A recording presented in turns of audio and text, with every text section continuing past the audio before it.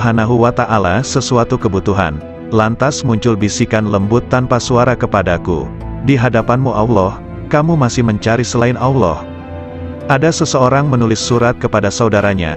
Amma ba'du, tamparlah muka para penghasrat dunia dengan dunianya. Tamparlah pencari akhirat pada wajah pemburunya. Bermesralah dengan Rabbul Alamin. Wassalam. Abu Abdullah An-Nasaj mengatakan, janganlah menumpuk banyak surga bagi orang beriman, karena Allah akan memberikan kelayakan yang lebih banyak dibanding surga, yaitu marifat. Seseorang sholat jenazah dengan 5 kali takbir, ditanya kenapa sampai 5 kali. 4 takbiranku untuk si mayit, dan 1 untuk 2 rumah, dunia akhirat, katanya.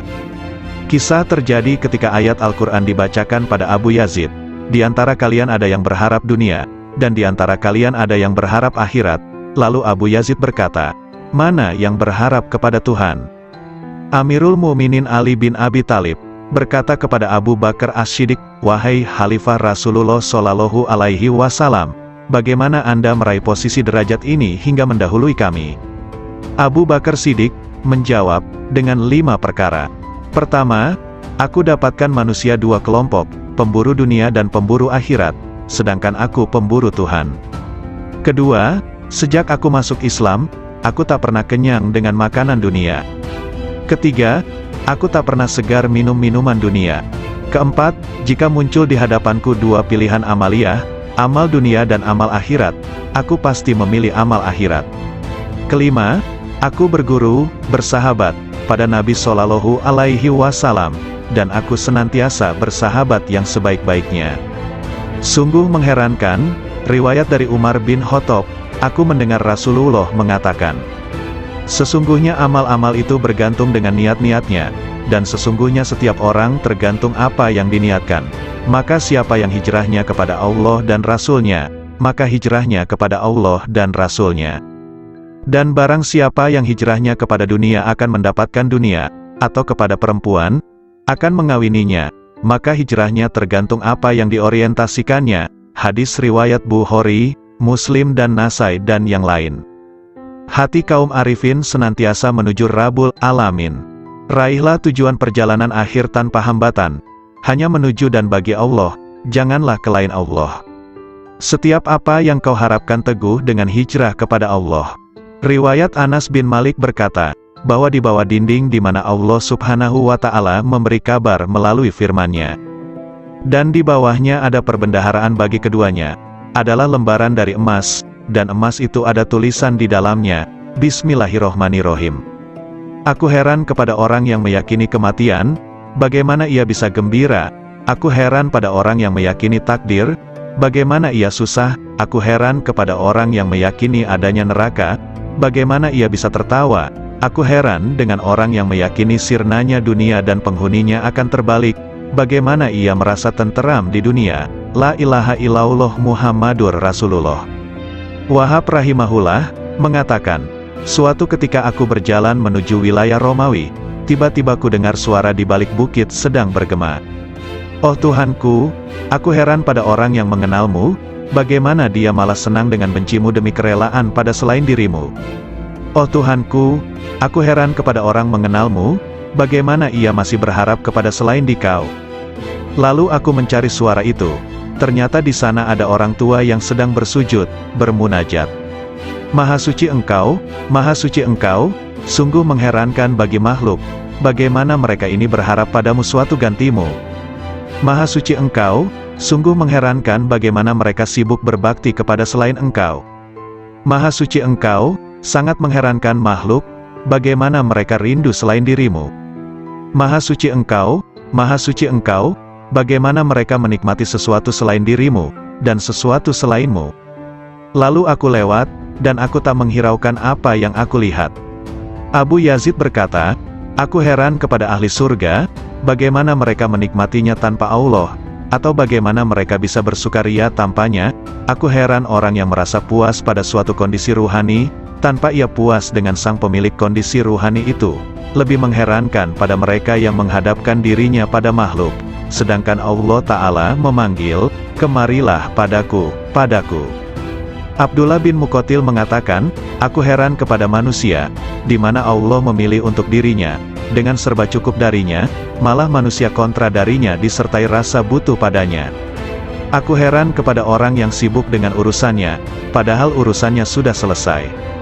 Aku heran kepada orang yang memerintahkan orang lain sedang ia sendiri tidak mengerjakan. Ia marah pada orang lain sedang ia sendiri melanggar. Ia benci untuk maksiat sedangkan ia melakukannya.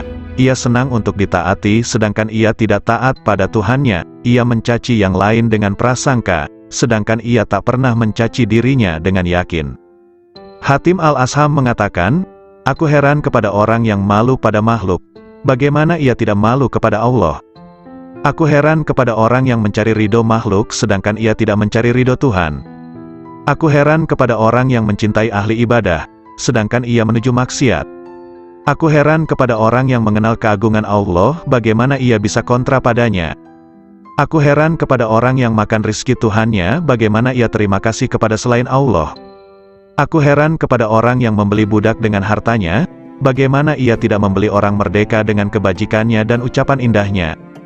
Hunais bin Abdullah berkata, aku heran kepada orang yang malamnya bangun, siangnya puasa, menjauhi larangan-larangannya, namun tidak bisa bertemu dengannya kecuali hanya menangis dan susah belaka.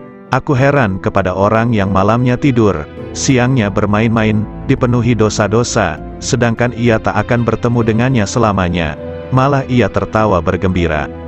Yahya bin Mu'az berkata, aku heran kepada orang yang menghinakan dirinya untuk si budak, dan ia menemukan dari tuannya apa yang dia mau. Aku heran kepada orang yang konsumsinya roti kering, namun bermaksiat pada Tuhannya yang maha lembut.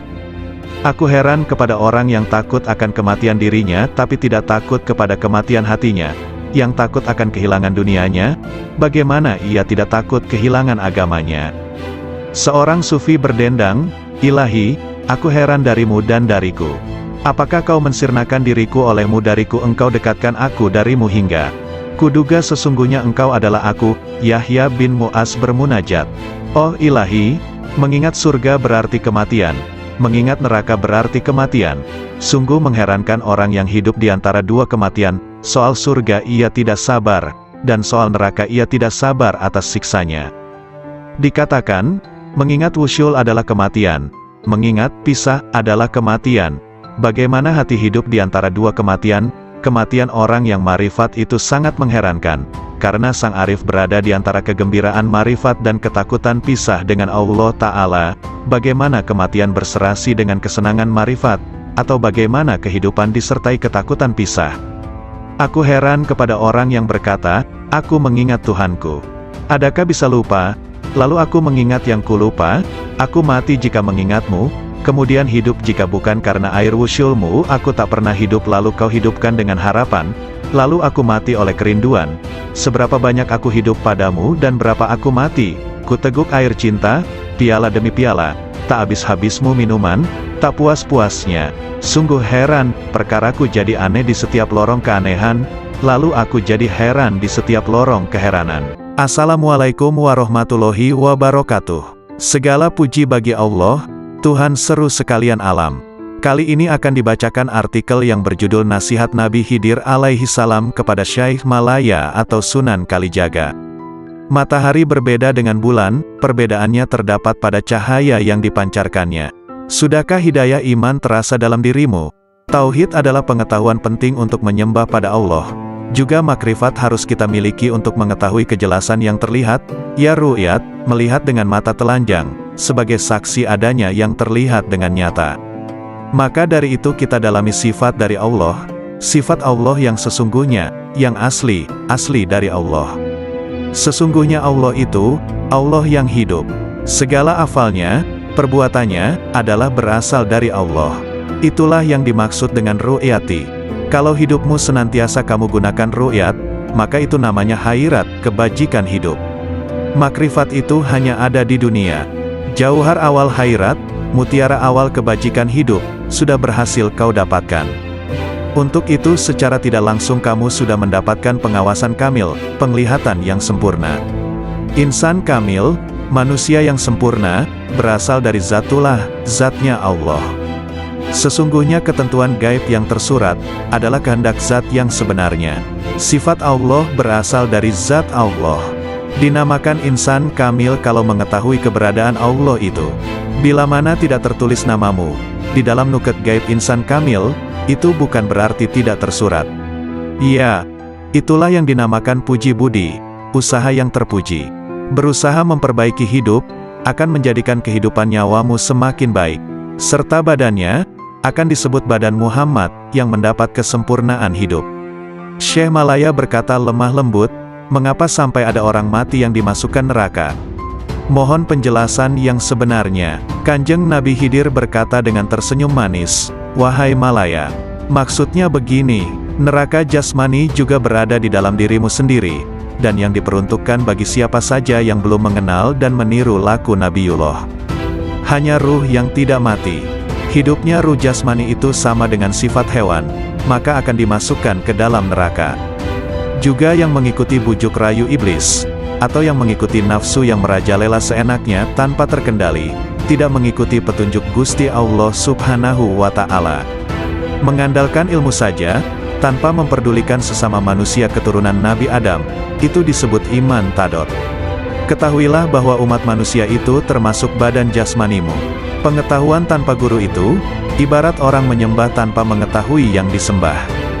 Dapat menjadi kafir tanpa diketahui, karena yang disembah kayu dan batu, tidak mengerti apa hukumnya, itulah kafir yang bakal masuk neraka jahanam.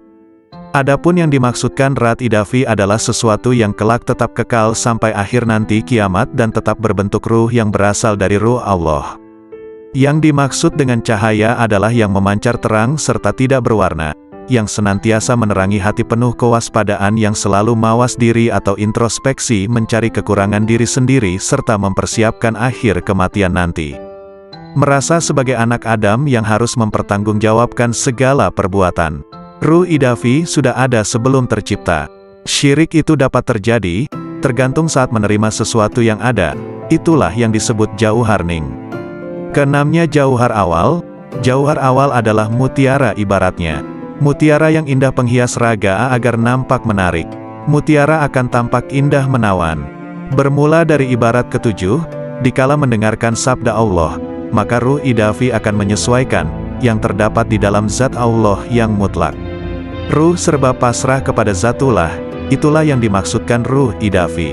Jauhar awal itu pula yang menimbulkan salat daim. Salat daim tidak perlu menggunakan air wudhu, untuk membersihkan hadas tidak disyaratkan. Itulah salat batin yang sebenarnya, diperbolehkan makan, tidur, syahwat maupun buang kotoran. Demikianlah tadi cara salat daim. Perbuatan itu termasuk hal terpuji, yang sekaligus merupakan perwujudan syukur kepada Allah. Jauhar tadi bersatu padu menghilangkan sesuatu yang menutupi atau mempersulit mengetahui keberadaan Allah yang terpilih. Adanya itu menunjukkan adanya Allah, yang mustahil kalau tidak berwujud sebelumnya. Kehidupan itu seperti layar dengan wayangnya, sedang wayang itu tidak tahu warna dirinya. Akibat junub sudah bersatu erat tetap bersih badan jisimmu. Adapun Muhammad badan Allah. Nama Muhammad tidak pernah pisah dengan nama Allah. Bukankah hidayah itu perlu diyakini? Sebagai pengganti Allah, dapat pula disebut utusan Allah. Nabi Muhammad juga termasuk badan mukmin atau orang yang beriman. Ruh mukmin identik pula dengan ruh idafi dalam keyakinanmu. Disebut iman maksum, kalau sudah mendapat ketetapan sebagai panutan jati. Bukankah demikian itu pengetahuanmu? Kalau tidak hidup begitu, berarti itu sama dengan hewan yang tidak tahu adanya sesuatu di masa yang telah lewat. Kelak, karena tidak mengetahui keislaman, maka matinya tersesat, kufur serta kafir badannya. Namun bagi yang telah mendapatkan pelajaran ini, segala permasalahan dipahami lebih seksama baru dikerjakan. Allah itu tidak berjumlah tiga, yang menjadi suri tauladan adalah Nabi Muhammad. Bukankah sebenarnya orang kufur itu mengingkari 4 masalah prinsip? Di antaranya bingung karena tiada pedoman manusia yang dapat diteladani. Kekafiran mendekatkan pada kufur kafir. Fahir dekat dengan kafir. Sebabnya karena kafir itu buta dan tuli, tidak mengerti tentang surga dan neraka. Fahir tidak akan mendekatkan pada Tuhan. Tidak mungkin terwujud pendekatan ini, tidak menyembah dan memuji, karena kekafirannya. Seperti itulah kalau fahir terhadap Zatullah. Dan sesungguhnya Gusti Allah mematikan kefahiran manusia, kepastiannya ada di tangan Allah semata-mata. Adapun wujud Zatullah itu, tidak ada satu makhluk pun yang mengetahui kecuali Allah sendiri. Ruh idafi menimbulkan iman. Ruh idafi berasal dari Allah yang Maha Esa.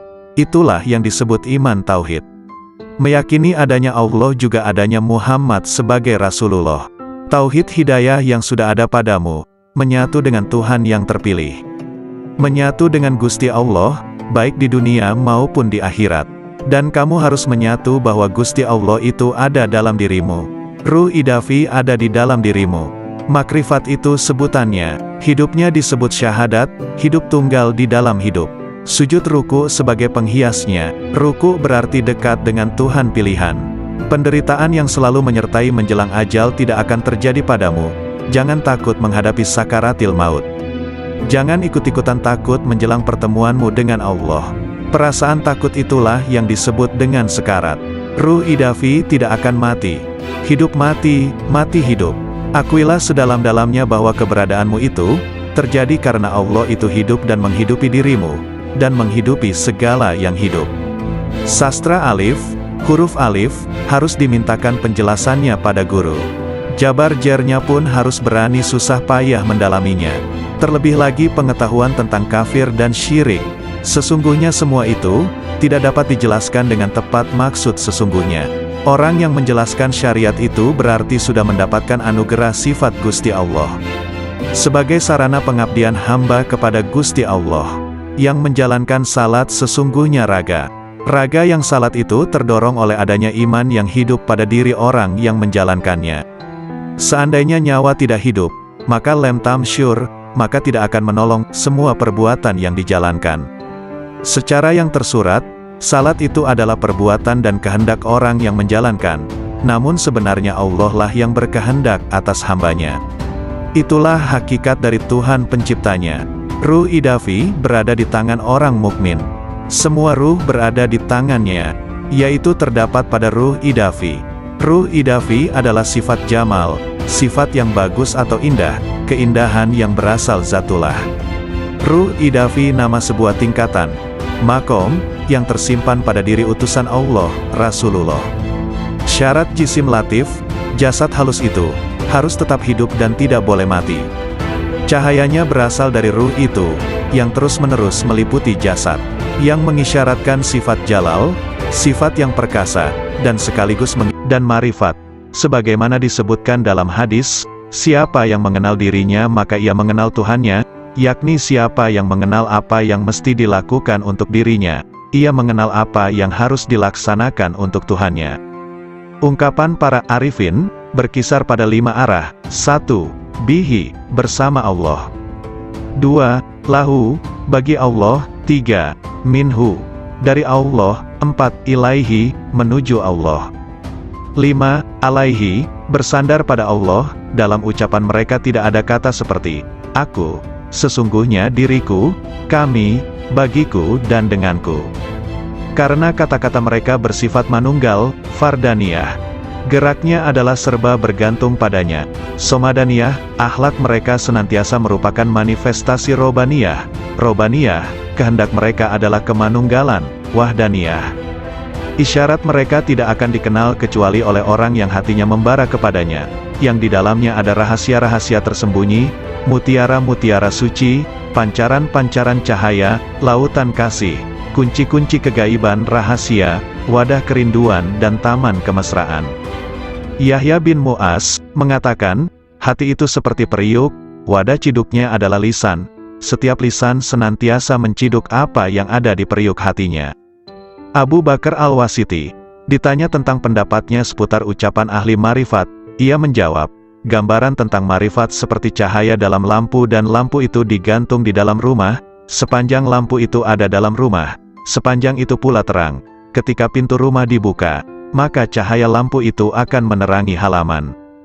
Kalam kaum arifin senantiasa memancarkan cahaya kepada ahli cahaya, hingga air mata mereka meleleh, dan lisannya berzikir. Allah Ta'ala berfirman, bila mereka mendengarkan apa yang diturunkan kepada Rasul, Kamu melihat air mata mereka meleleh, karena marifat mereka terhadap Allah. Mereka mengatakan, "Oh Tuhan kami beriman dan catatlah kami bersama orang-orang yang menyaksikan-Mu." Metafor jiwa kaum arif seperti rumah, hatinya seperti lampu, minyaknya adalah rasa yakin, airnya dari kejujuran hati, pintalannya dari ikhlas, kacanya dari kebeningan dan kerelaan hati, dan gantungannya dari akal. Khauf itu adalah api dalam cahaya, sedangkan raja, harapan, adalah cahaya dalam api. Marifat seperti cahaya dalam cahaya. Lampu itu digantung di pintu lobang. Jika seorang arif membuka mulutnya, akan muncul hikmah dari dalam hatinya, mengalirlah cahaya hati lewat mulutnya, lalu cahaya itu membias kepada mereka yang siap disemai cahaya, lalu cahaya saling bergantungan dengan cahaya. Ada sebagian ucapan lebih dahsyat dibanding cahaya matahari, dan sebagian lebih gulita dibanding gelapnya malam. Kalam ahli marifat senantiasa adalah perbendaharaan Tuhan yang Maha Suci, di mana sumber-sumbernya adalah kolbu kaum arifin, di mana Allah memerintahkan agar menginfakkan cahaya itu kepada yang lain yang berhak menerimanya, dalam firman-Nya. Ajaklah mereka ke jalan Tuhanmu dan dengan hikmah dan nasihat yang bagus berilah argumentasi dengan argumen yang lebih bagus. Sesungguhnya Tuhanmu Dia lebih tahu pada orang yang tersesat dari jalannya, dan Ia Maha tahu pada orang yang diberi hidayah. Sebagian arifin ditanya, manakah cahaya yang lebih hebat ketimbang matahari? Marifat, jawabnya, apa yang lebih berguna dibanding air? Ucapan ahli marifat, katanya, apa yang lebih harum aromanya ketimbang minyak kesturi? Waktunya orang arif, apa pekerjaan orang arifin? Memandang pekerjaan rububiyah dan panji-panji kelembutan kudrah, jawabnya. Hasrat orang-orang soleh, Abu Said Al-Balhi, ditanya, kenapa ucapan orang pendahulu, salaf, lebih utama dibanding orang akhir, khalaf? Karena kehendak mereka adalah memuliakan Islam, menyelamatkan jiwa, kasih sayang pada sesama saudara dan ridho kepada Ar-Rahman, jawabnya. Sedangkan kehendak kita adalah memanjakan hawa nafsu, mencari pujian orang dan mencari kenikmatan dunia. Tambahnya lagi, seorang hamba manakala taat pada Tuhannya, Allah memberinya rejeki seteguk air dari sumber marifat, lalu ia mengucapkan dengan lisannya, namun jika ia meninggalkan taatnya, ia tidak akan merusak taat itu, namun tetap tersimpan di hatinya, dan tidak mengucapkannya dengan lisannya, agar ia tetap dalam sesalnya dan menjadi cobaan dengan berbagai ujian. Tiada dua orang beriman yang bertemu, yang keduanya berzikir kepada Allah, melainkan Allah menambah cahaya marifatullah pada kedua hatinya, sebelum keduanya berpisah. Sesungguhnya Allah memunculkan ahli marifat di atas puncak gelombang lautan intuisi, kolbu dan memuliakan mereka di atas perbendaharaan rahasia serta rahasia pengetahuan yang tak terhingga jumlahnya. Tidak pernah putus uraiannya, tidak pernah ditemukan ujung dalamnya, tidak sirna keajaibannya, hingga mereka menyelami cahaya marifat, dalam kedalaman isyarat yang terpendam, dalam makna-maknanya yang tersembunyi, hingga keluar dengan keajaiban satriguna dan kelembutan bekal-bekal melimpahnya, hakikat-hakikat dan isyaratnya, yang membakar kolbu para pecinta, memesrakan ruh para penempuh. Itulah cahaya dari cahaya hidayah, di mana seorang hamba meraih petunjuk dari kebajikan riayah, penjagaan jiwa, jika meraih taufik dan inayah. Yahya bin Mu'az berkata, aku bertemu kaum arifin yang dilimpahi hikmah. Aku temukan mayoritas mereka tidak memiliki apa-apa, malah mereka dibiayai yang lain. Laits al-Misri, punya saudara yang ada di Iskandariyah. Ketika ia datang, saudaranya menjawab, aku sedang menghadap Allah. Mana faedah dari penghadapanmu pada Tuhanmu? Saudaranya diam. Lalu Laits mengatakan, sang hamba jika menghadap pada Allah dengan keselarasan yang benar, Allah memberikan faedah-faedah yang tak pernah terlintas di hati manusia. Yahya bin Mu'az, manakala bicara suatu hari, tiba-tiba ada orang yang berteriak keras di majelisnya, sembari merobek-robek bajunya. Hai, apa yang kamu katakan? Kalam ahli marifat, ketika muncul dari sumber rahasia kemanunggalan, ia menggali hati orang yang dibakar rindu dan cinta dengan apinya, lantas sifat-sifat manusiawi sirna. Karena itu kalimat orang yang bertakwa itu posisinya mendekati wahyu. Suatu ketika ada kata-kata terucap dari mereka, lalu ditanya, apa yang membuatmu bicara seperti ini? Hatiku mengatakan demikian, bermula dari pikiranku, dari rahasia jiwaku, dari Tuhanku, katanya. Sandaran hikmah adalah wujudnya hikmah, yaitu barang berharga yang hilang dari penempuh. Ketika ditemukan ia ambil, ia tak peduli dari manapun wadahnya, dari manapun diucapkannya, dari hati mana dinukil atau dari dinding mana terukir atau dari kafir mana didengar. Nilai hikmah, dalam sebuah hadis disebutkan, siapa yang ingin ilmu oleh Allah tanpa belajar, mendapatkan petunjuk tanpa hidayah, maka zuhudlah dari dunia. Setiap hikmah ada ahli dan zamannya, dan zaman itu telah berlalu dengan sejumlah besar ahlinya, sedangkan yang tersisa kini hanyalah musibah, maka kami kepada Allah, dan kami kepadanya kembali. Carilah lampu-lampu kalam kaum arifin sebelum mereka wafat, suatu nikmat yang kalian rasakan kemuliaannya, keutamaannya yang paripurna, dan Luqman dipilih oleh Allah dengan hikmah, karena kemuliaan hikmahnya. Hikmah itu sidikun, kebanggaan mutakun, firdaus para arifun, warisan para nabi dan mursalun, burulah sebelum sirna. Dian-dian cahaya manusia di setiap bumi, merekalah ulama generasi mulia. Ilmunya memancarkan cahaya di setiap lembah bagai purnama yang membias tanpa awan. Jalan istiqomah diriwayatkan oleh Ummu Habibah.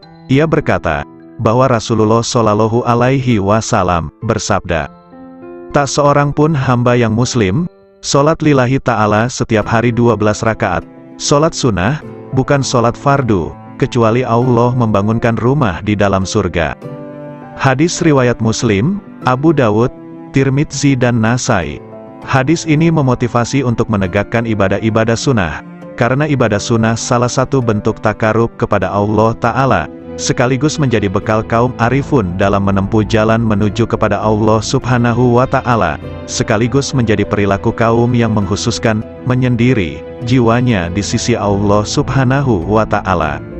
Anak-anak sekalian, ketahuilah, siapa yang hakikat batinnya menyendiri bersama Allah secara total, dan rahasia sirnya benar-benar manunggal, akan terbuka seluruh tirai, segala bukti menjadi nyata, ketika musyahadah pada cahaya al-haq Allah Subhanahu wa Ta'ala. Di sanalah Allah menuangkan minuman dengan gelas cintanya, hingga ia mabuk dari lainnya, segalanya menjadi riang nan ringan, segala diamnya adalah zikir, nafasnya adalah tasbih, kalamnya adalah penyucian, dan tidurnya adalah sholat, doa. Sang hamba senantiasa menaiki kendaraan marifat, hingga bertemu yang dimarifati. Bila sudah bertemu, ia abadi selamanya bersamanya, tidak berpaling ke lainnya. Kolbu itu ibarat istana, dan marifat adalah rajanya, akal adalah menterinya yang punya departemen dan instrumen, lisan sebagai penerjemah, sedangkan rahasia batinnya dari Hazanah Ar-Rahman, masing-masing konsisten dengan posisinya, sedangkan arah seluruhnya adalah istiqomahnya sir bersama Allah Subhanahu wa Ta'ala. Bila sir istiqomah, maka marifat menjadi istiqomah, lalu akal menjadi lurus. Bila akal konsisten, kolbu akan konsisten. Bila kolbu konsisten, jiwa akan konsisten. Bila nafsu konsisten, dalam pengendalian, perilaku batin akan konsisten. Sir dicahayai oleh sifat jamal dan jalalnya. Akal dicahayai oleh cahaya kesadaran dan renungan pelajaran. Kolbu dicahayai oleh cahaya rasa takut dan cinta disertai kontemplasi fikiran. Nafsu dicahayai dengan cahaya olah jiwa dan pengekangan. Sir adalah lautan dari samudera anugerah pemberiannya, dan gelombangnya tak terhingga, tiada henti pula. Jika sir konsisten bersama Allah Subhanahu wa Ta'ala, maka senantiasa akan abadi dalam musyahadah, dan sirna dari penglihatan pada istiqomahnya. Perlu diketahui bahwa jalan istiqomah, konsistensi, itu laksana tenda agung dari jalan akhirat, dan berjalan di tepinya lebih sulit dibanding jalan di tepian akhirat. Alam rahasia bisa menjadi tipu daya, karena Allah Subhanahu wa Ta'ala tidak suka pada hati hamba yang masih ada cinta pada yang lain selain Dia. Mereka tidak ingin sesuatu dari Allah kecuali Allah. Dalam sebagian kitabnya Allah Ta'ala berfirman, bila yang kesibukan jiwa hambaku lebih kepadaku dibanding yang lain, maka kujadikan nikmat dan hasrat ada dalam mencintaiku, dan aku singkapkan hijab antara diriku dengan dirinya. Ada seseorang sedang masuk dalam tempat Syekh Sari As-Sakati, lantas lelaki itu bertanya, manakah yang bisa mendekatkan pada Allah Ta'ala, hingga sang hamba bisa mendekat kepadanya? Maka As-Sari menangis, lalu berkata, orang seperti Anda ini masih bertanya seperti itu. Yang paling utama cara mendekatkan hamba kepada Allah Subhanahu wa Ta'ala, hendaknya Allah Subhanahu wa Ta'ala muncul di hatimu, dan Anda tidak mau sama sekali pada dunia dan akhirat, kecuali hanya padanya. Ibrahim bin Adham mengatakan, puncak dari hasrat dan citaku dalam hubunganku dengan Allah Ta'ala adalah, hendaknya Dia menjadikan diriku condong terus kepadanya, hingga aku tak memandang apapun selain Dia, dan aku tidak sibuk dengan siapapun selain sibuk dengannya. Aku tak peduli Dia jadikan diriku jadi debu, atau hilang sama sekali. Nabi Ibrahim pernah ditanya, dengan cara apa Anda dapatkan keakraban dengan Allah Ta'ala? Dengan memutuskan diriku hanya kepada Tuhanku, dan pilihanku kepadanya dibanding lainnya, serta aku tidak pernah makan kecuali bersama tamuku. Rabia al-Basriyah mengatakan, oh Tuhanku, hasratku di dunia dan di akhirat nanti hanya mengingatmu, dan hasratku di akhirat dari akhirat hanya memandangmu, maka lakukanlah antara keduanya sekehendakmu. Abu Yazid al-Bistami menegaskan, rahasia batinku naik menuju Allah Subhanahu wa Ta'ala, lalu terbang dengan sayap marifat dengan cahaya kecerdasan di cakrawala wahdaniyah, kemahatunggalannya. Tiba-tiba nafsu menghadapku dan berkata, kemana kau pergi? Akulah nafsumu dan engkau harus bersamaku. Namun rahasia batinku, sir, sama sekali tidak menoleh padanya. Kemudian makhluk-makhluk lain menghadap sirku, mereka bertanya, kemana kau pergi?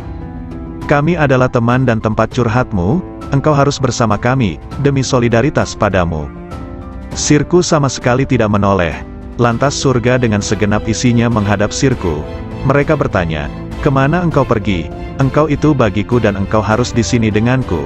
Maka sirku sama sekali tidak berpaling, lalu anugerah dan pemberian menghadapku, begitu juga karomah-karomah, hingga melewati kerajaannya, sampai pada kemah Fardaniyah, ketunggalannya, lantas melampaui universalitas dan keakuan, hingga sirku sampai di hadapan Allah Subhanahu wa Ta'ala. Dialah yang kucari. Allah Subhanahu wa Ta'ala berfirman kepada Nabi Musa, wahai Musa, sesungguhnya orang yang menjumpaiku pasti tidak akan kembali dariku, dan tidak akan kembali kecuali dari jalan lurusku. Abul Abbas Nin Atta mengatakan, manakala akhirat muncul dalam diri hamba, dunia menjadi sirna di sisinya, sehingga sang hamba hanya menetap di negeri keabadian. Namun manakala sang hamba berada dalam penyaksian Allah Ta'ala, segala hal selain Allah Ta'ala sirna, dan hamba abadi bersama Allah Subhanahu wa Ta'ala. Ada lelaki di hadapan Abu Yazid, berkata, ada informasi sampai kepadaku bahwa engkau punya Ismul Azam, sangat senang jika engkau mengajariku. Abu Yazid menjawab, nama Allah itu tidak terbatas, namun kosongkan hatimu hanya bagi kemahaesaannya, meninggalkan berpaling pada selain Allah Ta'ala. Jika Anda bisa demikian, raihlah isem, nama, manapun yang kau kehendaki, maka dengan isem itu Anda bisa pergi dari timur hingga barat, dalam sekejap dan Anda telah kembali. Zunnun al-Misri mengatakan, ketika aku naik haji, tiba-tiba ada anak muda mengatakan, oh Tuhanku, aku telah mengumpulkan tebusanmu, dan engkau maha tahu, lalu apa yang engkau berlakukan pada mereka? Lalu ku dengar suara, tebusanku banyak, dan yang mencariku sedikit. Sebagian sufi ditanya, seberapakah antara Allah Subhanahu wa Ta'ala dan hambanya? 4 langkah saja, 1 langkah meninggalkan dunia, 1 langkah meninggalkan makhluk, 1 langkah meninggalkan nafsu, dan 1 langkah meninggalkan akhirat, maka sang hamba sudah di hadapan Allah Subhanahu wa Ta'ala. Jawabnya. Sari berkata, siapa yang bangkit untuk taat kepada Allah Ta'ala tanpa ada yang lain, Allah akan memberi minuman dari mata air cinta darinya, dan dihantar menuju tempat yang benar. Sayyidina Ali karramallahu wajhah mengatakan, orang arif manakala keluar dari dunia tak ada pemandu maupun penyaksi di hari kiamat, tidak ada malaikat Ridwan di surga, juga tidak ada malaikat Malik di neraka. Beliau ditanya, lalu di mana sang arif dijumpai? Di hadapan Allah yang Maha Diraja, di tempat yang benar. Ketika mereka bangkit dari kuburnya, mereka tidak bertanya-tanya, mana keluarga dan anakku, mana Jibril dan Mikail, mana surga dan pahala, namun justru berkata, manakah kekasihku dan kemesraan hatiku? Kolbu kaum arifin punya mata yang memandang apa yang tak biasa dipandang manusia. Sedangkan lisannya berkata dengan rahasia batinnya munajat dari malaikat-malaikat mulia di sisinya yang mencatat sayap-sayap yang terbang tanpa bulu hinggap di sisi Rabbul Alamin. Lalu bagai gembalaan di taman suci menari dan meminum dari lautan para rasulnya para hamba yang menuju kepadanya hingga mendekat, sampai bertemu dengannya. Di balik keajaiban kasih sayang Rasulullah Shallallahu Alaihi Wasallam bersabda, orang yang memiliki kasih sayang, bakal disayang oleh Allah yang Maha Penyayang, yang Maha Memberi berkah dan Maha Luhur. Karena itu berikan kasih sayang kepada siapapun di muka bumi, maka yang di langit akan menyayangimu. Hadis riwayat Ahmad, Abu Dawud dan Tirmidzi. Dalam hadis yang mulia ini ada keajaiban yang luar biasa dari ilmu-ilmu dan rahasia Allah, di mana Al-Mustafa Nabi Muhammad Shallallahu Alaihi Wasallam memerintahkan adanya cinta dan kasih sayang terhadap semua makhluk di muka bumi, agar kasih sayang dari malaikat luhur di langit melimpah pula. Karena langit adalah jalan bagi turunnya kasih sayang ilahi, dan tempat sumber limpahan-limpahan alam cinta dan kasih sayang, sekaligus tempat hunian para malaikat yang dijadikan sebagai perantara rahasia-rahasia antara dirinya dan para makhluknya. Bila Allah melimpahkan rahmat dalam rahasia malaikat rizki, maka Allah memberikan pertolongan kepada pencari rizki. Bila Allah melimpahkan rahmat kepada rahasia pencatat amal, maka Allah memberikan kelupaan hamba terhadap keburukan-keburukan. Bila Allah melimpahkan pada rahasia malaikat rakib, maka Allah memberikan pertolongan dan kasih sayang. Kasih sayang adalah perilaku jiwa kaum arifin dan sekaligus menjadi miraj kalbunya menuju Tuhannya. Sedangkan hamba-hamba Allah yang arifin tadi merupakan pantulan manifestasi rahmat Tuhan semesta alam bagi para makhluknya, dan Dia adalah Maha Suci nan Maha Cinta dan Kasih. Anak-anak sekalian, bila kalian mewujudkan sifat kasih sayang kepada sesama makhluk, Anda pasti dirahmati. Jika Anda bermajlis dengan kaum arifin, pasti Anda sukses jiwamu. Jika Anda bertanya pada kaum yang penuh hikmah Rabbaniyah, pasti Anda mendapatkan pengetahuan. Segala sesuatu itu ada kuncinya. Kunci ilmu itu bertanya, jika tidak tahu, jika Anda bisa hendaklah bermajlis dengan kaum arifin, yang bisa Anda gali pengetahuan mereka dan hakikat rumusnya, kelembutan isyaratnya, maka sungguh Anda meraih keuntungan. Karena yang paling mulia di antara para ulama adalah ulama Robbaniyun, yang sangat agung dibanding siapapun di muka bumi selain Allah. Karena mereka ini adalah kekasih-kekasih Allah dan pengemban amanah rahasianya. Maka jagalah kehormatan mereka, gerakkan intuisi mereka dengan bertanya yang baik. Karena gejolak ombak dari intuisi kaum arifin itu tidak akan pernah sirna keajaibannya. Maka cukuplah disebut tolol bagi seseorang yang tidak mau belajar pada mereka, meraih limpahan dari kemampuan mereka, padahal Allah Subhanahu wa Ta'ala telah berfirman, bertanyalah kepada ahli zikir manakala kalian tidak tahu. Nabi Shallallahu Alaihi Wasallam juga bersabda, bermajlislah dengan orang-orang yang berjiwa besar dan bertanyalah kepada para ulama dan enggar. Ia benci untuk maksiat sedangkan ia melakukannya. Ia senang untuk ditaati sedangkan ia tidak taat pada Tuhannya. Ia mencaci yang lain dengan prasangka, sedangkan ia tak pernah mencaci dirinya dengan yakin. Hatim al-Asham mengatakan, aku heran kepada orang yang malu pada makhluk, bagaimana ia tidak malu kepada Allah. Aku heran kepada orang yang mencari ridho makhluk sedangkan ia tidak mencari ridho Tuhan. Aku heran kepada orang yang mencintai ahli ibadah, sedangkan ia menuju maksiat. Aku heran kepada orang yang mengenal keagungan Allah, bagaimana ia bisa kontra padanya. Aku heran kepada orang yang makan rizki Tuhannya, bagaimana ia terima kasih kepada selain Allah. Aku heran kepada orang yang membeli budak dengan hartanya, bagaimana ia tidak membeli orang merdeka dengan kebajikannya dan ucapan indahnya. Hunais bin Abdullah berkata, aku heran kepada orang yang malamnya bangun, siangnya puasa, menjauhi larangan-larangannya, namun tidak bisa bertemu dengannya kecuali hanya menangis dan susah belaka. Aku heran kepada orang yang malamnya tidur, siangnya bermain-main, dipenuhi dosa-dosa, sedangkan ia tak akan bertemu dengannya selamanya, malah ia tertawa bergembira. Yahya bin Mu'az berkata, aku heran kepada orang yang menghinakan dirinya untuk si budak, dan ia menemukan dari tuannya apa yang dia mau. Aku heran kepada orang yang konsumsinya roti kering, namun bermaksiat pada Tuhannya yang maha lembut. Aku heran kepada orang yang takut akan kematian dirinya tapi tidak takut kepada kematian hatinya. yang takut akan kehilangan dunianya, bagaimana ia tidak takut kehilangan agamanya? Seorang sufi berdendang, "Ilahi, aku heran darimu dan dariku. Apakah kau mensirnakan diriku olehmu dariku engkau dekatkan aku darimu hingga kuduga sesungguhnya engkau adalah aku." Yahya bin Mu'az bermunajat, "Oh Ilahi, mengingat surga berarti kematian, mengingat neraka berarti kematian. Sungguh mengherankan orang yang hidup di antara dua kematian, soal surga ia tidak sabar, dan soal neraka ia tidak sabar atas siksanya." Dikatakan, mengingat wusyul adalah kematian, mengingat pisah adalah kematian. Bagaimana hati hidup di antara dua kematian? Kematian orang yang marifat itu sangat mengherankan, karena sang arif berada di antara kegembiraan marifat dan ketakutan pisah dengan Allah Ta'ala. Bagaimana kematian berserasi dengan kesenangan marifat, atau bagaimana kehidupan disertai ketakutan pisah? Aku heran kepada orang yang berkata, "Aku mengingat Tuhanku." Adakah bisa lupa?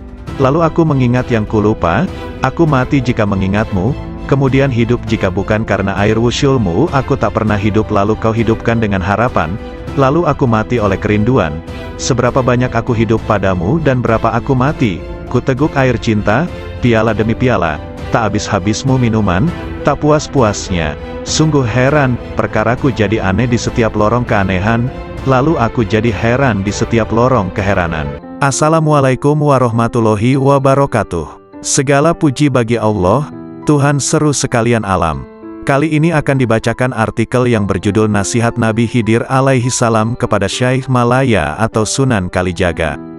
Matahari berbeda dengan bulan, perbedaannya terdapat pada cahaya yang dipancarkannya. Sudahkah hidayah iman terasa dalam dirimu? Tauhid adalah pengetahuan penting untuk menyembah pada Allah. Juga makrifat harus kita miliki untuk mengetahui kejelasan yang terlihat, ya ru'yat, melihat dengan mata telanjang, sebagai saksi adanya yang terlihat dengan nyata. Maka dari itu kita dalami sifat dari Allah, sifat Allah yang sesungguhnya, yang asli dari Allah. Sesungguhnya Allah itu, Allah yang hidup. Segala afalnya, perbuatannya, adalah berasal dari Allah. Itulah yang dimaksud dengan ru'yati. Kalau hidupmu senantiasa kamu gunakan ru'yat, maka itu namanya khairat, kebajikan hidup. Makrifat itu hanya ada di dunia. Jauhar awal khairat, mutiara awal kebajikan hidup, sudah berhasil kau dapatkan. Untuk itu secara tidak langsung kamu sudah mendapatkan pengawasan kamil, penglihatan yang sempurna. Insan kamil, manusia yang sempurna, berasal dari Zatullah, zatnya Allah. Sesungguhnya ketentuan gaib yang tersurat, adalah kehendak zat yang sebenarnya. Sifat Allah berasal dari zat Allah. Dinamakan insan kamil kalau mengetahui keberadaan Allah itu. Bila mana tidak tertulis namamu di dalam nuket gaib insan kamil, itu bukan berarti tidak tersurat. Ya, itulah yang dinamakan puji budi, usaha yang terpuji. Berusaha memperbaiki hidup, akan menjadikan kehidupan nyawamu semakin baik. Serta badannya, akan disebut badan Muhammad, yang mendapat kesempurnaan hidup. Syekh Malaya berkata lemah lembut, mengapa sampai ada orang mati yang dimasukkan neraka? Mohon penjelasan yang sebenarnya. Kanjeng Nabi Khidir berkata dengan tersenyum manis, "Wahai Malaya, maksudnya begini, neraka jasmani juga berada di dalam dirimu sendiri, dan yang diperuntukkan bagi siapa saja yang belum mengenal dan meniru laku Nabiullah. Hanya ruh yang tidak mati. Hidupnya ruh jasmani itu sama dengan sifat hewan, maka akan dimasukkan ke dalam neraka. Juga yang mengikuti bujuk rayu iblis, atau yang mengikuti nafsu yang merajalela seenaknya tanpa terkendali, tidak mengikuti petunjuk Gusti Allah Subhanahu wa Ta'ala. Mengandalkan ilmu saja, tanpa memperdulikan sesama manusia keturunan Nabi Adam, itu disebut iman tadot. Ketahuilah bahwa umat manusia itu termasuk badan jasmanimu. Pengetahuan tanpa guru itu, ibarat orang menyembah tanpa mengetahui yang disembah. Dapat menjadi kafir tanpa diketahui, karena yang disembah kayu dan batu, tidak mengerti apa hukumnya, itulah kafir yang bakal masuk neraka jahanam. Adapun yang dimaksudkan rat idafi adalah sesuatu yang kelak tetap kekal sampai akhir nanti kiamat dan tetap berbentuk ruh yang berasal dari ruh Allah. Yang dimaksud dengan cahaya adalah yang memancar terang serta tidak berwarna. yang senantiasa menerangi hati penuh kewaspadaan yang selalu mawas diri atau introspeksi mencari kekurangan diri sendiri serta mempersiapkan akhir kematian nanti. Merasa sebagai anak Adam yang harus mempertanggungjawabkan segala perbuatan. Ruh idafi sudah ada sebelum tercipta. Syirik itu dapat terjadi, tergantung saat menerima sesuatu yang ada. Itulah yang disebut jauhar ning. Keenamnya jauhar awal. Jauhar awal adalah mutiara ibaratnya. Mutiara yang indah penghias raga agar nampak menarik. Mutiara akan tampak indah menawan. Bermula dari ibarat ketujuh, dikala mendengarkan sabda Allah, maka ruh idafi akan menyesuaikan yang terdapat di dalam zat Allah yang mutlak. Ruh serba pasrah kepada zatullah, itulah yang dimaksudkan ruh idafi. Jauhar awal itu pula yang menimbulkan salat daim. Salat daim tidak perlu menggunakan air wudhu, untuk membersihkan hadas tidak disyaratkan. Itulah salat batin yang sebenarnya, diperbolehkan makan, tidur, syahwat maupun buang kotoran. Demikianlah tadi cara salat daim. Perbuatan itu termasuk hal terpuji, yang sekaligus merupakan perwujudan syukur kepada Allah. Jauhar tadi bersatu padu menghilangkan sesuatu yang menutupi atau mempersulit mengetahui keberadaan Allah yang terpilih. Adanya itu menunjukkan adanya Allah, yang mustahil kalau tidak berwujud sebelumnya. Kehidupan itu seperti layar dengan wayangnya, sedang wayang itu tidak tahu warna dirinya. Akibat junub sudah bersatu erat tetap bersih badan jisimmu. Adapun Muhammad badan Allah. Nama Muhammad tidak pernah pisah dengan nama Allah. Bukankah hidayah itu perlu diyakini? Sebagai pengganti Allah, dapat pula disebut utusan Allah. Nabi Muhammad juga termasuk badan mukmin atau orang yang beriman. Ruh mukmin identik pula dengan ruh idafi dalam keyakinanmu. Disebut iman maksum, kalau sudah mendapat ketetapan sebagai panutan jati. Bukankah demikian itu pengetahuanmu? Kalau tidak hidup begitu, berarti itu sama dengan hewan yang tidak tahu adanya sesuatu di masa yang telah lewat. Kelak, karena tidak mengetahui keislaman, maka matinya tersesat, kufur serta kafir badannya. Namun bagi yang telah mendapatkan pelajaran ini, segala permasalahan dipahami lebih seksama baru dikerjakan. Allah itu tidak berjumlah tiga, yang menjadi suri tauladan adalah Nabi Muhammad. Bukankah sebenarnya orang kufur itu mengingkari 4 masalah prinsip? Di antaranya bingung karena tiada pedoman manusia yang dapat diteladani. Kekafiran mendekatkan pada kufur kafir. Fahir dekat dengan kafir. Sebabnya karena kafir itu, buta dan tuli tidak mengerti tentang surga dan neraka. Fahir tidak akan mendekatkan pada Tuhan. Tidak mungkin terwujud pendekatan ini, tidak menyembah dan memuji, karena kekafirannya. Seperti itulah kalau fahir terhadap zatullah. Dan sesungguhnya Gusti Allah, mematikan kefahiran manusia, kepastiannya ada di tangan Allah semata-mata. Adapun wujud zatullah itu, tidak ada satu makhluk pun yang mengetahui kecuali Allah sendiri. Ruh idafi menimbulkan iman. Ruh idafi berasal dari Allah yang Maha Esa. Itulah yang disebut iman tauhid. Meyakini adanya Allah juga adanya Muhammad sebagai Rasulullah. Tauhid hidayah yang sudah ada padamu, menyatu dengan Tuhan yang terpilih. Menyatu dengan Gusti Allah, baik di dunia maupun di akhirat. Dan kamu harus menyatu bahwa Gusti Allah itu ada dalam dirimu. Ruh idafi ada di dalam dirimu. Makrifat itu sebutannya, hidupnya disebut syahadat, hidup tunggal di dalam hidup. Sujud ruku sebagai penghiasnya, ruku berarti dekat dengan Tuhan pilihan. Penderitaan yang selalu menyertai menjelang ajal tidak akan terjadi padamu. Jangan takut menghadapi sakaratil maut. Jangan ikut-ikutan takut menjelang pertemuanmu dengan Allah. Perasaan takut itulah yang disebut dengan sekarat. Ruh idafi tidak akan mati. Hidup mati, mati hidup. Akuilah sedalam-dalamnya bahwa keberadaanmu itu terjadi karena Allah itu hidup dan menghidupi dirimu, dan menghidupi segala yang hidup. Sastra alif, huruf alif, harus dimintakan penjelasannya pada guru. Jabar jernya pun harus berani susah payah mendalaminya. Terlebih lagi pengetahuan tentang kafir dan syirik. Sesungguhnya semua itu tidak dapat dijelaskan dengan tepat maksud sesungguhnya. Orang yang menjelaskan syariat itu berarti sudah mendapatkan anugerah sifat Gusti Allah. Sebagai sarana pengabdian hamba kepada Gusti Allah, yang menjalankan salat sesungguhnya raga. Raga yang salat itu terdorong oleh adanya iman yang hidup pada diri orang yang menjalankannya. Seandainya nyawa tidak hidup, maka lem tamsyur, maka tidak akan menolong semua perbuatan yang dijalankan. Secara yang tersurat, salat itu adalah perbuatan dan kehendak orang yang menjalankan, namun sebenarnya Allah lah yang berkehendak atas hambanya. Itulah hakikat dari Tuhan penciptanya. Ruh idafi berada di tangan orang mukmin. Semua ruh berada di tangannya, yaitu terdapat pada ruh idafi.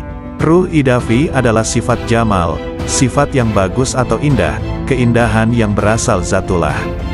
Ruh idafi nama sebuah tingkatan, makom, yang tersimpan pada diri utusan Allah, Rasulullah.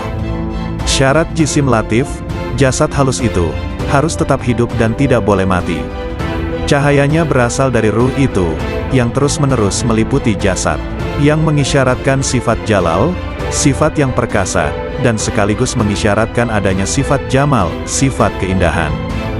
Jauhar awal mayit, mutiara awal kematian, itu, memberi isyarat hilangnya diri ini. Setelah semua menemui kematian di dunia, maka akan berganti hidup di akhirat. Kurang lebih 3 hari perubahan hidup itu pasti terjadi. Asal mula manusia terlahir, dari adanya ayah, ibu serta Tuhan yang Maha Pencipta. Satu kelahiran berasal dari 3 asal lahir. Ya, itulah isyarat dari 3 hari. Setelah dititipkan selama 7 hari, maka dikembalikan kepada yang menitipkan, yang memberi amanat. Titipan itu harus seperti sedia kala. Bukankah tauhid itu sebagai sarana untuk makrifat? Titipan yang ke-30 hari, itu juga termasuk juga titipan, yang ada hanya kemiripan dengan yang 7 hari. Kalau menangis mengeluarkan air mata karena menyesali sewaktu masih hidup, seperti teringat semasa kehidupan itu berasal dari nur, yang mana cahayanya mewujudkan dirimu. Hal itulah yang menimbulkan kesedihan dan penyesalan yang berkepanjangan. Tak terkecuali siapapun yang merasakan itu semua, sebagaimana kamu mati, saya merasa kehilangan. Mati atau hilang bertepatan hari kematian yang ke-40 hari. Bagaimanakah yang lebih tepat untuk melukiskan persamaan sesama makhluk hidup secara keseluruhannya? Allah dan Muhammad semuanya berjumlah 1. 100 pun dapat dilukiskan seperti satu bentuk, seperti diibaratkan dengan adanya cahaya yang bersumber dari cahaya Muhammad yang sesungguhnya. Sama hal pada saat kamu memohon sesuatu, ruh jasad hilang di dalamnya, kehadirat Tuhan yang Maha Pemberi. Tepat pada hari ke-1000, tidak ada yang tertinggal. Kembalinya pada Allah sudah dalam keadaan yang sempurna. Sempurna seperti mula pertama dalam keadaan yang sempurna. Sempurna seperti mula pertama diciptakan. Syekh Malaya terang hatinya, mendengarkan pelajaran yang baru diterima dari gurunya Syekh Mahyuningrat Kanjeng Nabi Khidir. Syekh Malaya senang hatinya sehingga beliau belum mau keluar dari dalam tubuh Kanjeng Nabi Khidir. Syekh Malaya menghaturkan sembah, sambil berkata manis seperti gula madu. Kalau begitu hamba tidak mau keluar dari raga dalam Tuan. Lebih nyaman di sini saja yang bebas dari sengsara derita, tiada selera makan tidur, tidak merasa ngantuk dan lapar, tidak harus bersusah payah dan bebas dari rasa pegal dan nyeri. Yang terasa hanyalah rasa nikmat dan manfaat. Kanjeng Nabi Khidir memperingatkan, yang demikian tidak boleh kalau tanpa kematian. Kanjeng Nabi Khidir semakin iba kepada pemohon yang meruntuhkan hatinya. Kata Kanjeng Nabi Khidir, kalau begitu yang awas sajalah terhadap hambatan upaya. Jangan sampai kau kembali, memohonlah yang benar dan waspada. Anggaplah kalau sudah kau kuasai, jangan hanya digunakan dengan dasar bila ingat saja, karena hal itu sebagai rahasia Allah. Tidak diperkenankan mengobrol kepada sesama manusia, kalau tanpa seizinnya. Sekiranya akan ada yang mempersoalkan, memperbincangkan masalah ini, jangan sampai terlanjur, jangan sampai membanggakan diri, jangan peduli terhadap gangguan, cobaan hidup, tapi justru terimalah dengan sabar. Cobaan hidup yang menuju kematian, ditimbulkan akibat buah pikir. Bentuk yang sebenarnya ialah tersimpan rapat di dalam jagatmu. Hidup tanpa ada yang menghidupi kecuali Allah saja. Tiada antara lamanya tentang adanya itu. Bukankah sudah berada di tubuh? Sungguh, bersama lainnya selalu ada dengan kau. Tak mungkin terpisahkan, kemudian tidak pernah memberitahukan dari mana asalnya dulu. Yang menyatu dalam gerak perputaran bawana. Bukankah berita sebenarnya sudah ada padamu? Cara mendengarnya adalah dengan ruh sejati, tidak menggunakan telinga. Cara melatihnya, juga tanpa dengan mata. Adapun telinganya, matanya yang diberikan oleh Allah. Ada padamu itu, secara batinnya ada pada sukma itu sendiri. Memang demikianlah penerapannya, ibarat seperti batang pohon yang dibakar, pasti ada asap apinya, menyatu dengan batang pohonnya. Ibarat air dengan alunnya, seperti minyak dengan susu, tubuhnya dikuasai gerak dan kata hati. Demikian pun dengan hyang sukma, sekiranya kita mengetahui wajah hamba Tuhan dan sukma yang kita kehendaki ada, diberitahu akan tempatnya seperti wayang ragamu itu. Karena datanglah segala gerak wayang, sedangkan panggungnya jagat, bentuk wayang adalah sebagai bentuk badan atau raga. Bergerak bila digerakkan, segala-galanya tanpa kelihatan jelas, perbuatan dengan ucapan. Yang berhak menentukan semuanya, tidak tampak wajahnya. Kehendak justru tanpa wujud dalam bentuknya. Karena sudah ada pada dirimu. Permisalan yang jelas ketika berhias. Yang berkaca itu hyang sukma. Adapun bayangan dalam kaca itu ialah dia yang bernama manusia sesungguhnya, terbentuk di dalam kaca.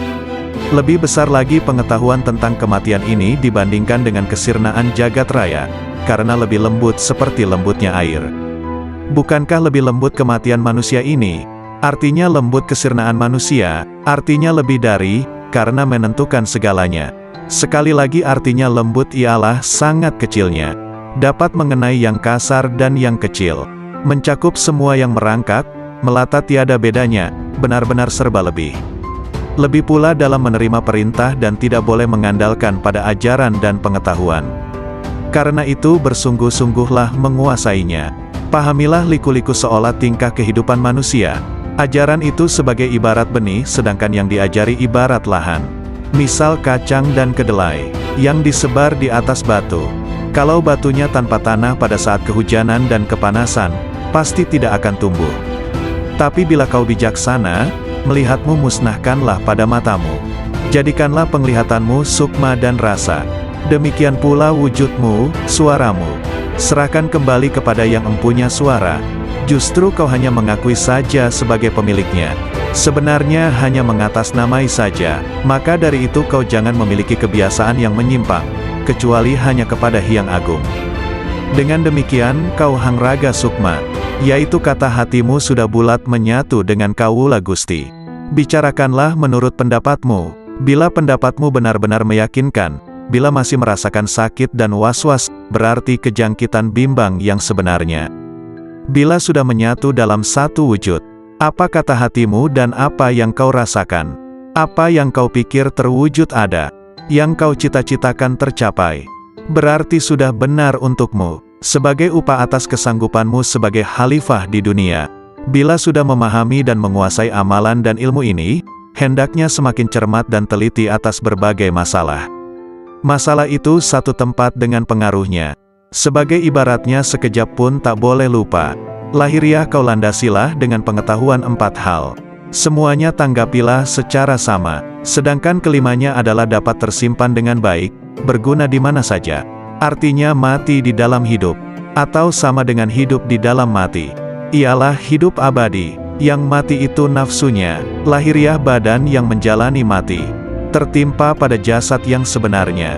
Kenyataannya satu wujud, raga sukma, sukma muksa. Jelasnya mengalami kematian. Syekh Malaya, terimalah hal ini sebagai ajaranku dengan senang hatimu. Anugerah berupa wahyu akan datang kepadamu. Seperti bulan yang diterangi cahaya temaram. Bukankah turunnya wahyu meninggalkan kotoran? Bersih bening, hilang kotorannya. Kemudian Kanjeng Nabi Khidir berkata dengan lembut dan tersenyum. Tak ada yang dituju, semua sudah tercakup haknya. Tidak ada yang diharapkan dengan keprawiraan, kesaktian semuanya sudah berlalu. Toh semuanya itu alat peperangan. Habislah sudah wejangan Kanjeng Nabi Khidir. Syekh Malaya merasa sungkan sekali di dalam hati. Mawas diri ke dalam kaca itu ialah dia yang bernama manusia sesungguhnya, terbentuk di dalam kaca. Lebih besar lagi pengetahuan tentang kematian ini dibandingkan dengan kesirnaan jagat raya, karena lebih lembut seperti lembutnya air. Bukankah lebih lembut kematian manusia ini? Artinya lembut kesirnaan manusia, artinya lebih dari, karena menentukan segalanya. Sekali lagi artinya lembut ialah sangat kecilnya. Dapat mengenai yang kasar dan yang kecil. Mencakup semua yang merangkak, melata tiada bedanya, benar-benar serba lebih. Lebih pula dalam menerima perintah dan tidak boleh mengandalkan pada ajaran dan pengetahuan. Karena itu bersungguh-sungguhlah menguasainya. Pahamilah liku-liku seolah tingkah kehidupan manusia. Ajaran itu sebagai ibarat benih sedangkan yang diajari ibarat lahan. Misal kacang dan kedelai, yang disebar di atas batu. Kalau batunya tanpa tanah pada saat kehujanan dan kepanasan, pasti tidak akan tumbuh.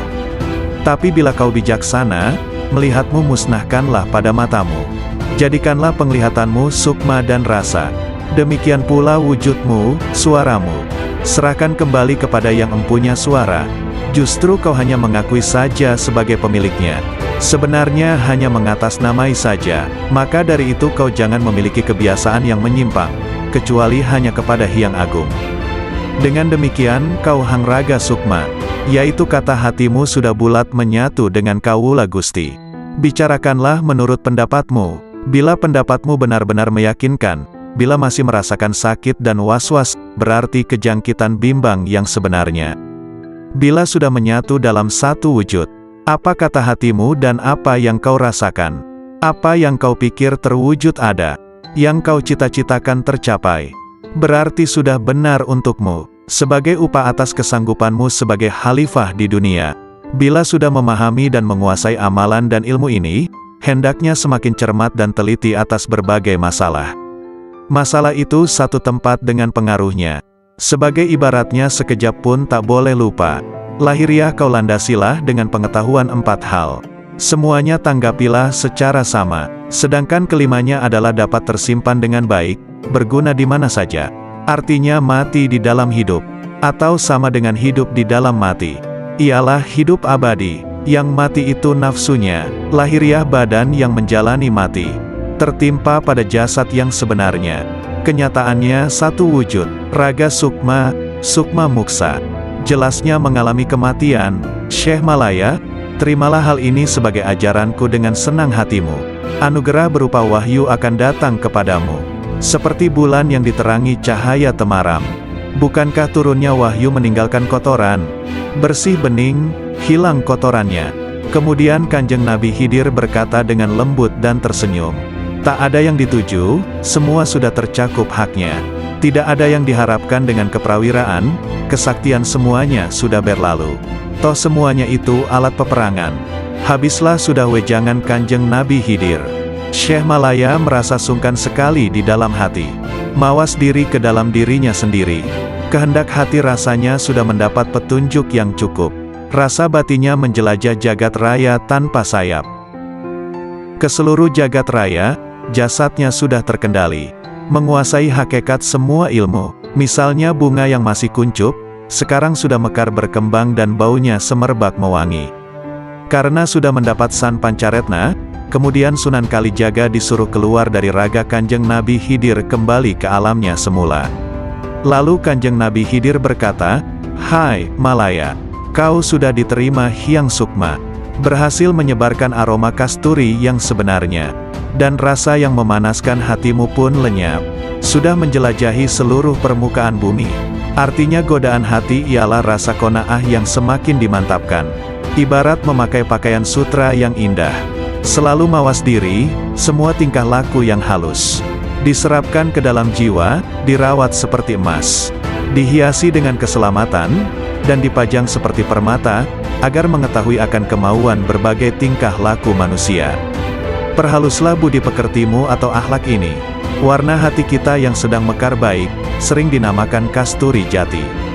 Sebagai pertanda bahwa kita tidak mudah goyah terhadap gerak-gerik, sikap hati yang ingin menggapai sesuatu tanpa ilmu, ingin mendalami tentang ruh itu justru keliru. Lagi pula secara penataan, kita itu ibaratnya busana yang dipakai sebagai kerudung. Sedangkan yang ikat kepala sebagai sarungmu. Kemudian terlibat ingatan ketika dulu. Ibarat mendalami mati ketika berada di dalam rongga ragaku. Tampak oleh Sunan Kalijaga cahaya. Yang warnanya merah dan kuning itu, sebagai hambatan yang menghadang agar gagal usaha atau ikhtiar atau cita-citanya. Dan yang putih di tengah itulah yang sebenarnya harus diikuti. Kelimanya harus tetap diwaspadai. Kuasailah seketika, jangan sampai lupa. Bisa dipercaya sifatnya. Berkat kesediaanku berbuat sebagai penyekat. Untuk alat pembebas sifat berbangga diri. Yang selalu didambakan siang dan malam. Bukankah aku banyak sekali melekat atau mengetahui caranya pemuka agama yang ternyata salah dalam penafsiran dan penyampaian keterangannya, anggapannya sudah benar, tak tahunya malah mematikan pengertian yang benar. Akibatnya terperosok dalam penerapannya. Ada pemuka agama yang ibaratnya menjadi murung. Ia hanya sekedar mencari tempat bertengger saja, yaitu pada batang kayu yang baik rimbun, lebat buahnya, kuat batangnya. Untuk kemuliaan hidup baru, ada orang yang berkedudukan, ada yang ikut orang kaya. Akhirnya dimasyarakatkan, ibaratnya seperti sekedar memperoleh kemuliaan sepele. Jadinya tersesat-sesat, ada pula yang justru memiliki jalan terpaksa. Demikian, artikel ini dimuat di Matops Blog. Assalamualaikum warahmatullahi wabarakatuh. Alhamdulillah, segala puji bagi Allah, Tuhan seru sekalian alam. Kali ini akan dibacakan nasihat atau wejangan Syekh Ahmad Ar-Rifai, pengasas Tarekat Rifaiyah. Nasihat ini diambil dari dailysufi.blogspot.com. Dengan dibacakan nasihat ini, semoga Allah melimpahkan ibrah dan hikmah, guna menggapai ridha ilahi. Musibah batin itu hijab. Sesungguhnya Nabi Shallallahu Alaihi Wasallam bersabda, perbuatan-perbuatan baik bisa menjaga serangan keburukan. Dan sesungguhnya sedekah rahasia itu bisa meniup api amarah Tuhan, dan sebenarnya silaturahim itu menambah usia dan menghapus kemiskinan. Hadis riwayat Tabrani. Dalam hadis yang mulia ini ada pelajaran akhlak mulia, di mana kaum arifin membumbung menuju Rabb-nya, sebab asas dari marifat adalah makarimul akhlak, semulia-mulianya akhlak, sedangkan akhlak buruk adalah, nauzubillah, adalah wujud terhijabnya rahasia batin dari Allah Ta'ala. Anak-anakku sekalian, di antara musibah rahasia batin terbesar adalah terhijabnya kita dari Allah Subhanahu wa Ta'ala. Maka siapapun yang mendapatkan musibah seperti ini, pada dasarnya ia telah menggabungkan musibah-musibah lainnya. Sang pecinta itu senantiasa mabuk ilahi, sang pemabuk tak akan merasakan derita musibah ketika mabuk, baru di saat sadar merasakan deritanya. Musibah terhijab dari Allah Subhanahu wa Ta'ala tak bisa diganti atas kehilangannya selamanya, kecuali dengan menepiskan segala hal selain Allah Subhanahu wa Ta'ala. Dari rahasia batin kita, tak ada ancaman lebih serius di dalam Al-Quran dibanding ayat ini. Sekali-kali tidak, sesungguhnya mereka pada hari itu benar-benar terhalang dari melihat Tuhan mereka. Betapa banyak orang yang taat tetapi terhijab dari yang ditaati Allah Subhanahu wa Ta'ala. Betapa banyak orang yang dapat nikmat tapi terhijab dari sang pemberi nikmat. Betapa banyak orang yang tidur, diberi rizki kesadaran bangun ketika ia sedang tertidur. Betapa banyak orang yang sadar tertidur justru setelah ia bangun. Betapa banyak orang yang pendosa, justru diberi rizki kewalian dan meraih derajat abrar.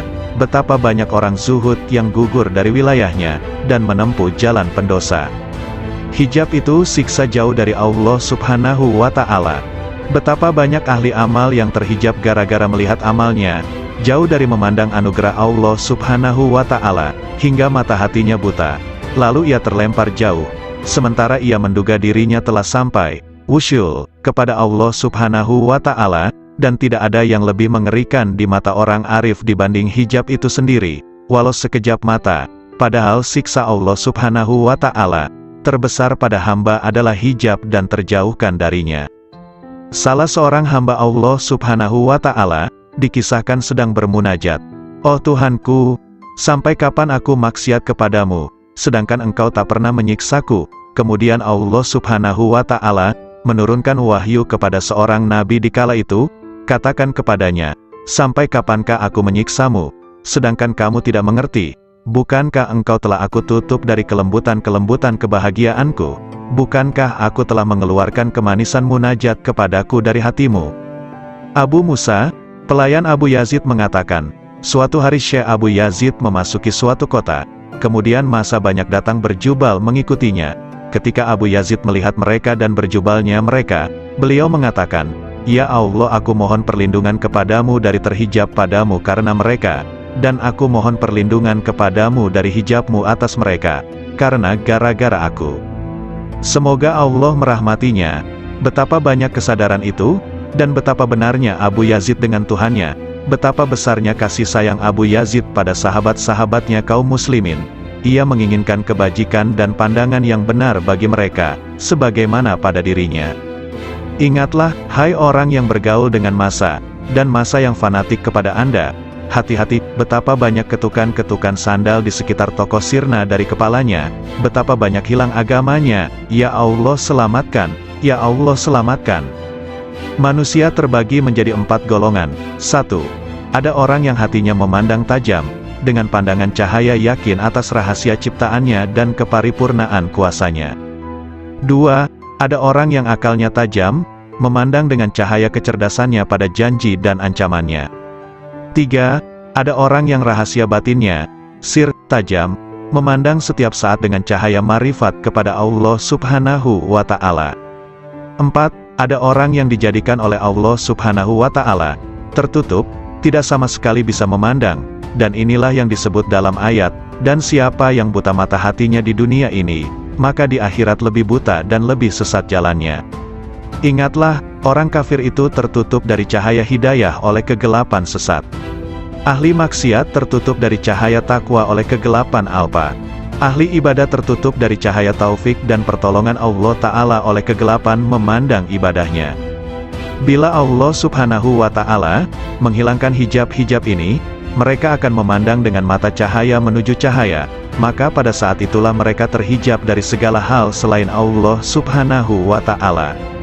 Siapa yang memandang pada gerak dan perbuatannya ketika taat kepada Allah Ta'ala, pada saat yang sama ia telah terhijab dari sang empunya gerak dan perbuatan, dan ia jadi merugi besar.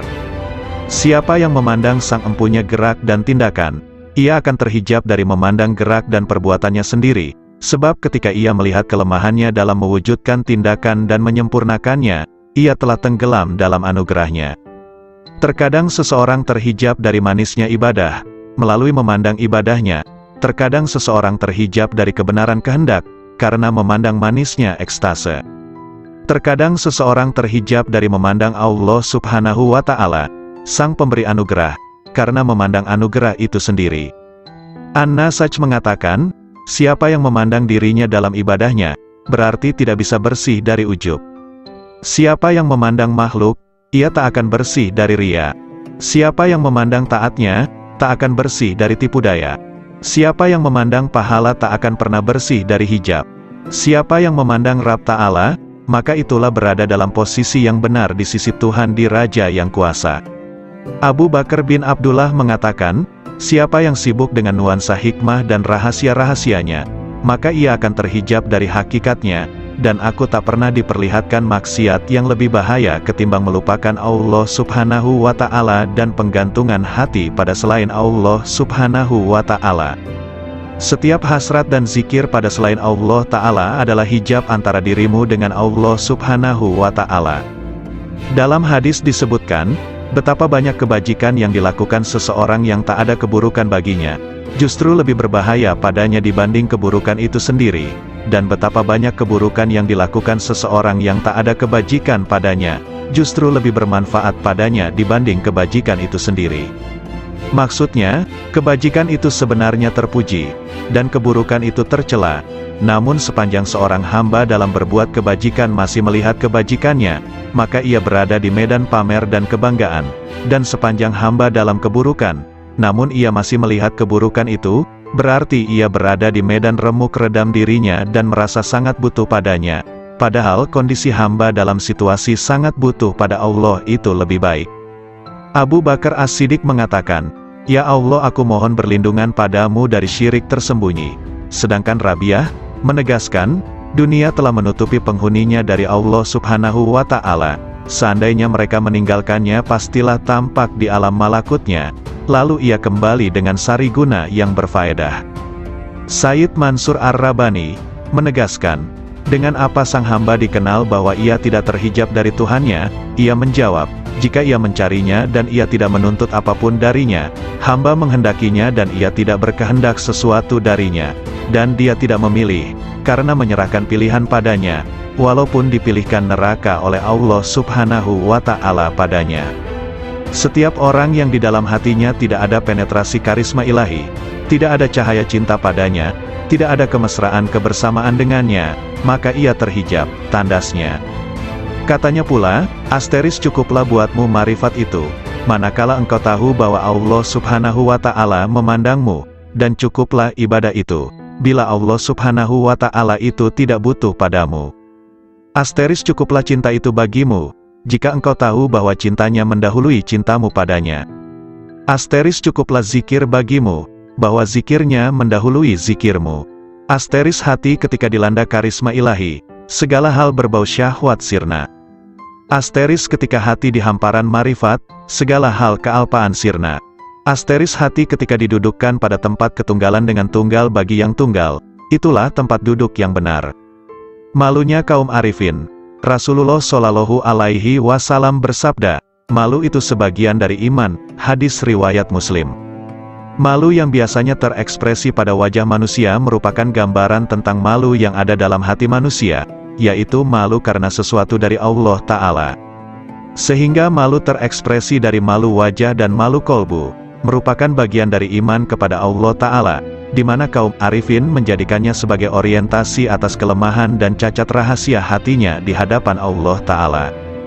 Karena itulah kolbu kaum arifin merupakan perbendaharaan Allah Ta'ala di muka bumi. Di dalam kolbu itu ada titipan rahasianya, kelembutan hikmahnya, kelembutan cintanya, cahaya-cahaya ilmunya dan amanah kemarifatannya.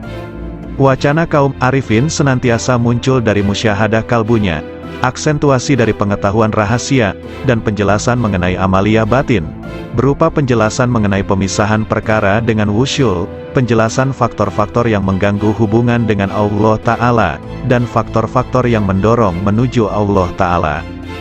Faktor pendorong pada kepentingan makhluk, selain Allah, adalah dunia, nafsu dan makhluk itu sendiri. Sedangkan faktor yang mendorong kita menuju Allah Ta'ala adalah akal, yakin, dan marifat.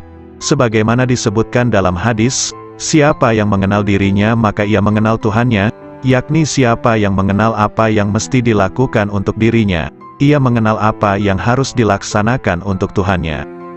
Ungkapan para arifin berkisar pada 5 arah. 1. Bihi, bersama Allah. 2. Lahu, bagi Allah. 3. Minhu, dari Allah. 4. Ilaihi, menuju Allah. 5. Alaihi, bersandar pada Allah. Dalam ucapan mereka tidak ada kata seperti aku, sesungguhnya diriku, kami, bagiku dan denganku. Karena kata-kata mereka bersifat manunggal, fardaniyah. Geraknya adalah serba bergantung padanya. Somadaniyah, akhlak mereka senantiasa merupakan manifestasi robaniyah. Robaniyah, kehendak mereka adalah kemanunggalan, wahdaniyah.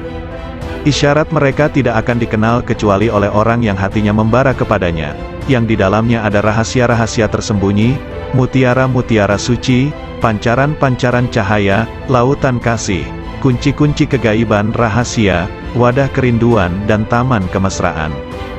Yahya bin Mu'az mengatakan, hati itu seperti periuk, wadah ciduknya adalah lisan. Setiap lisan senantiasa menciduk apa yang ada di periuk hatinya.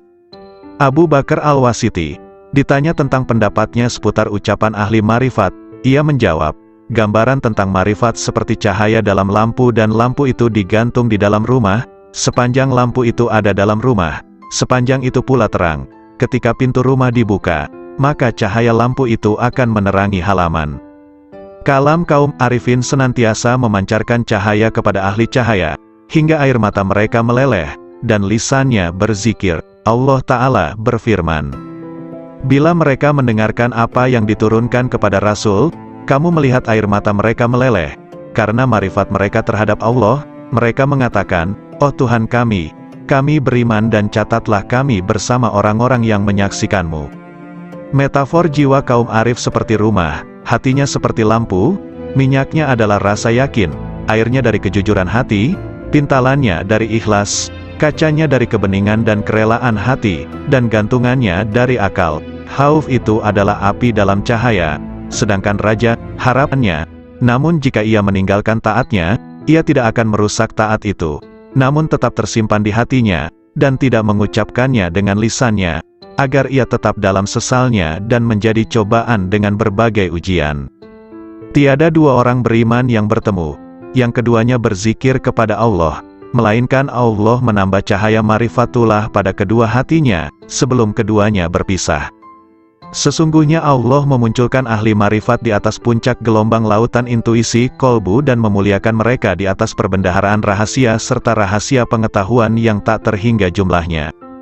Tidak pernah putus uraiannya, tidak pernah ditemukan ujung dalamnya, tidak sirna keajaibannya, hingga mereka menyelami cahaya marifat, dalam kedalaman isyarat yang terpendam, dalam makna-maknanya yang tersembunyi, hingga keluar dengan keajaiban satriguna dan kelembutan bekal-bekal melimpahnya, hakikat-hakikat dan isyaratnya, yang membakar kolbu para pecinta, memesrakan ruh para penempuh. Itulah cahaya dari cahaya hidayah, di mana seorang hamba meraih petunjuk dari kebajikan riayah, penjagaan jiwa, jika meraih taufik dan inayah. Yahya bin Mu'az berkata, aku bertemu